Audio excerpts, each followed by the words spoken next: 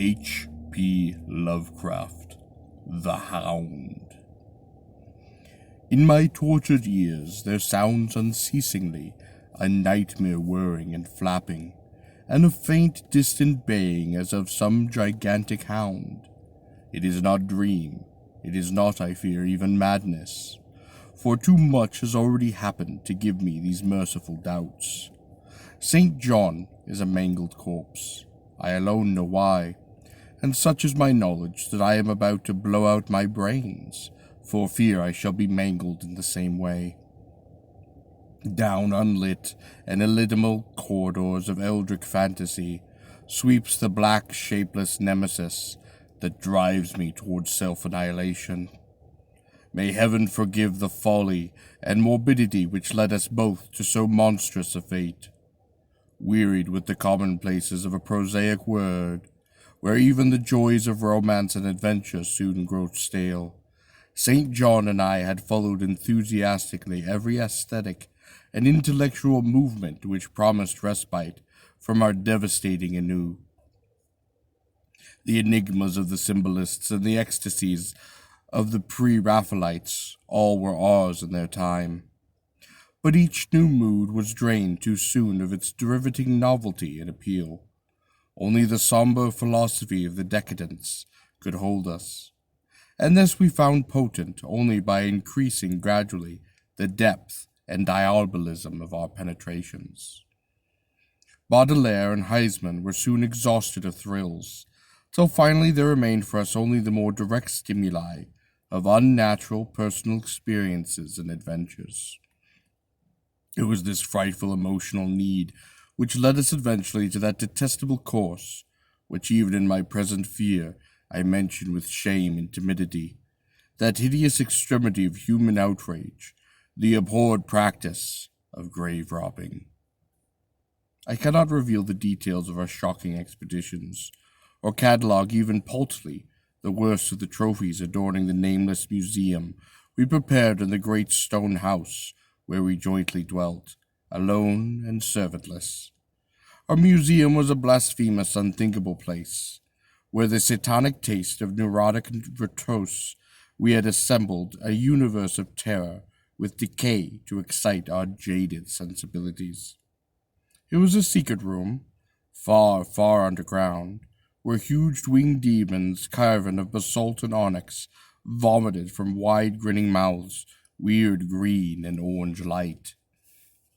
The hidden pneumatic pipes ruffled into kaleidoscopic dances of death, the lines of red charnel things hand in hand, woven in voluminous black hangings.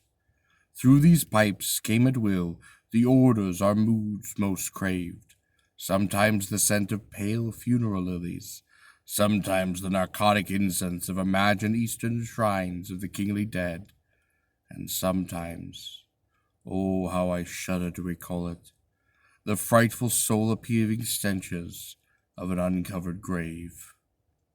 Around the walls of this repellent chamber were cases of antique mummies alternating with comely lifelike bodies perfectly stuffed and cured by the taxidermist art, and with headstones snatched from old churchyards of the world. Niches here and there contained skulls of all shapes, and heads preserved in various stages of dissolution.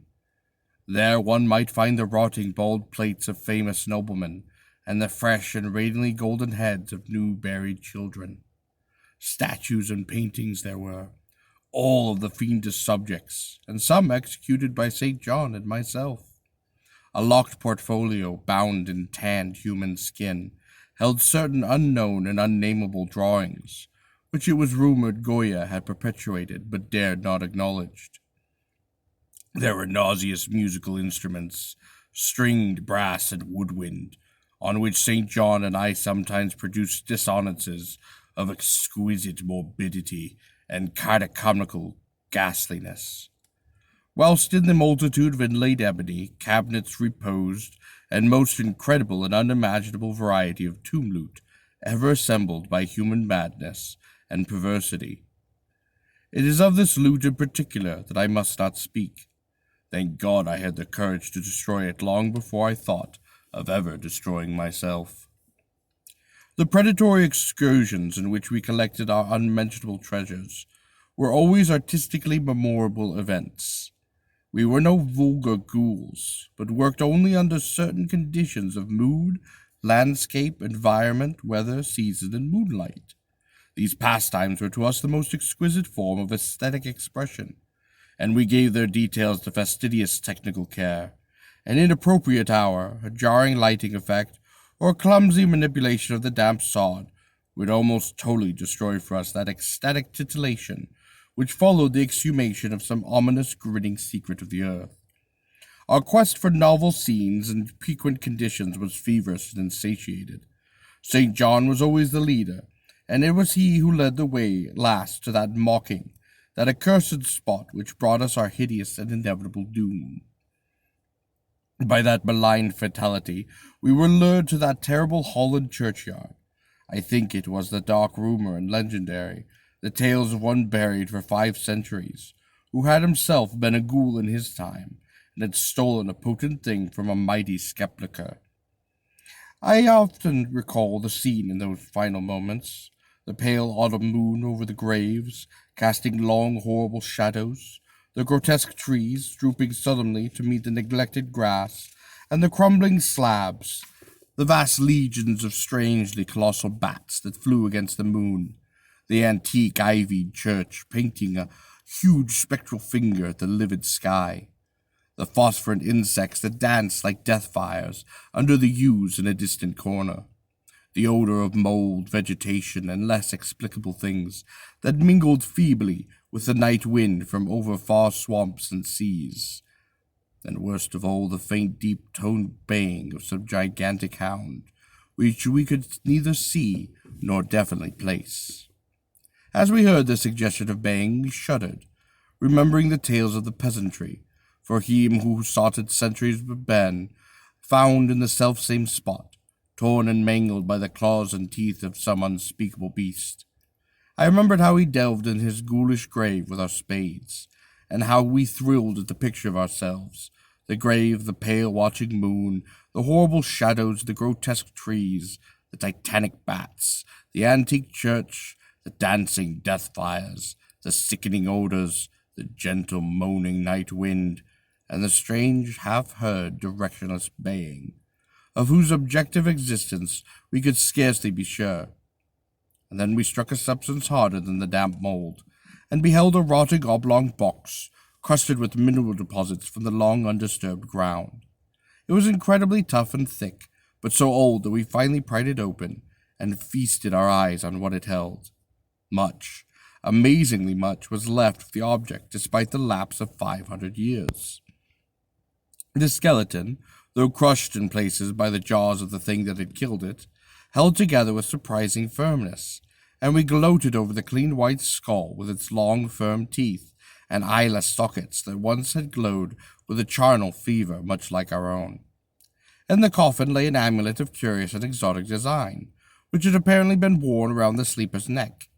It was the oddly conventionalized figure of a crouching winged hound, or sphinx, with a semi-canine face, and was exquisitely carved in antique oriental fashion from a small piece of green jade.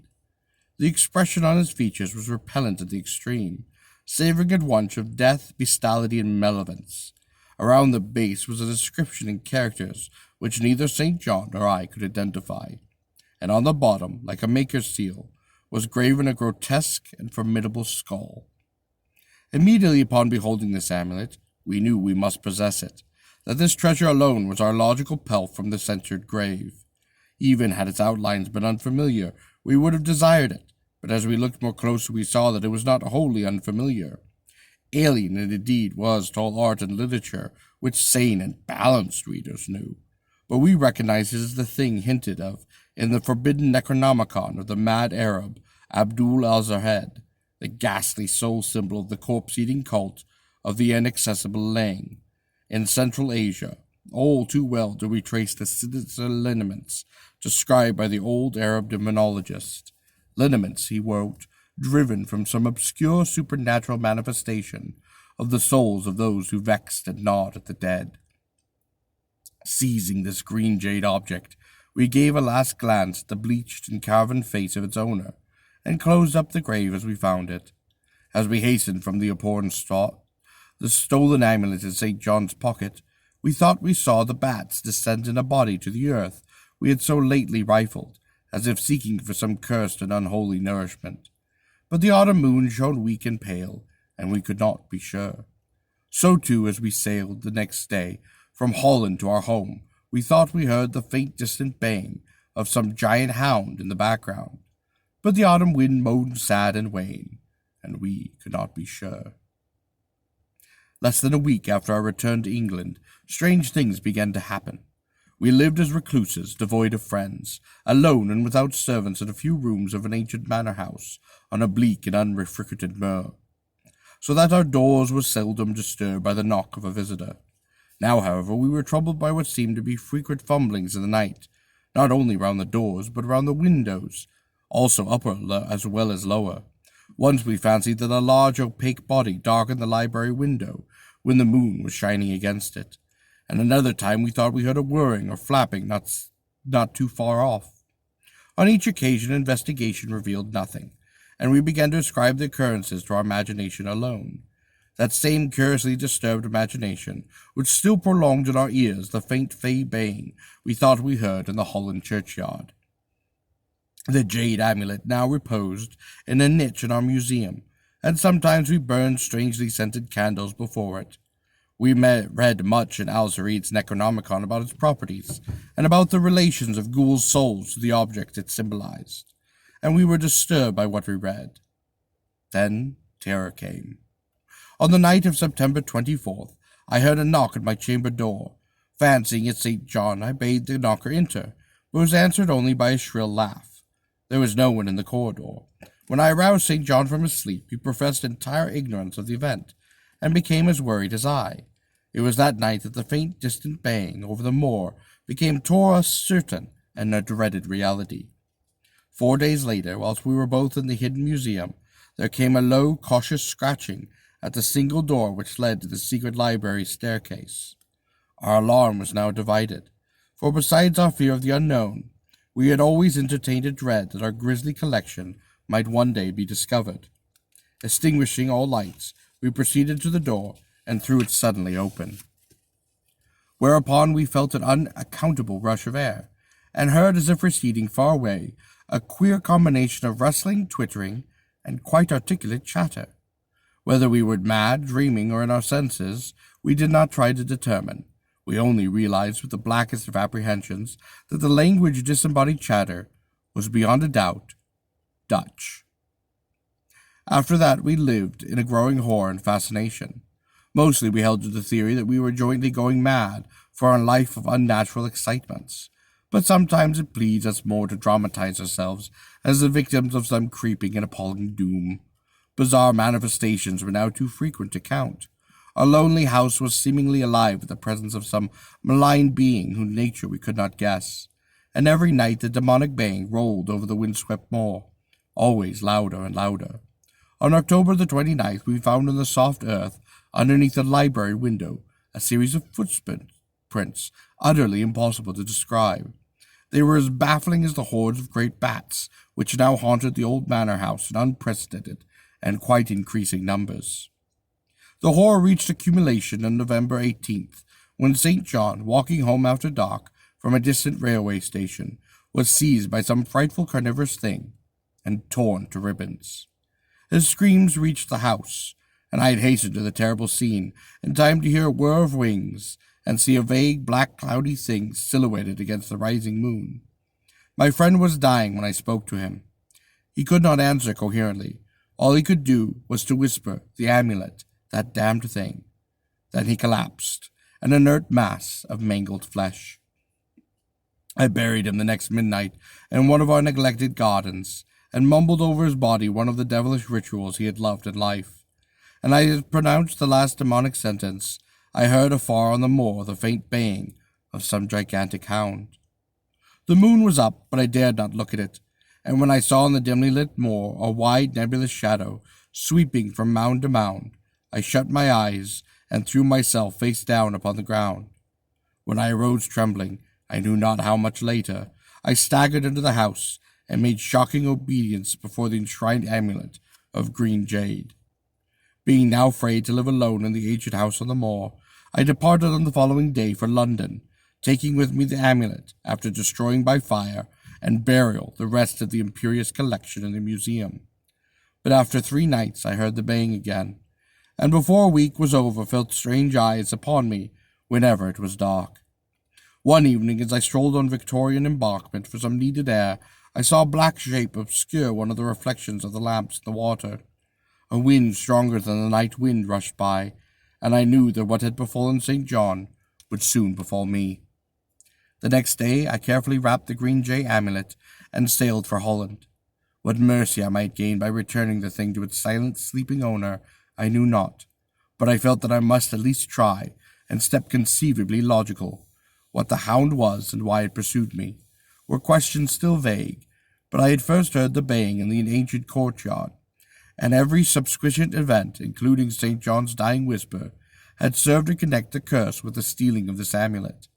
Accordingly, I sank into the nethermost abysses of despair, when at an inn in Rotterdam I discovered that thieves had despoiled me of the sole means of salvation. The baying was loud that evening, and in the morning I read of a nameless deed in the vilest court of the city. The rabble were in terror, for upon an evil tenement had fallen a red death beyond the foulest previous crimes of the neighborhood. In the squalid thieves' den, an entire family had been torn to shreds by an unknown thing which left no trace, and those around had heard all night above the usual clamor of drunken voices, a faint, deep, insistent note, as of some gigantic hound. So at last I stood again in that unwholesome churchyard, where a pale winter moon cast hideous shadows, and leafless trees drooped sullenly to meet the withered, frosty grass and crackling slabs, and the ivied church pointed a jeering finger at the unfriendly sky, and the night wind howled maniacally from over frozen swamps and frigid seas. The baying was very faint now, and had ceased altogether as I approached the ancient grave I had once violated, and frightened away an abnormally large horde of bats which had been hovering curiously about it. I know not why I went thither unless to pray, or gibber out insane pleas and apologize to the calm white thing which lay within, but whatever my reason, I attacked the half-frozen sod with desperately partly mine and partly that of the dominating will outside of myself.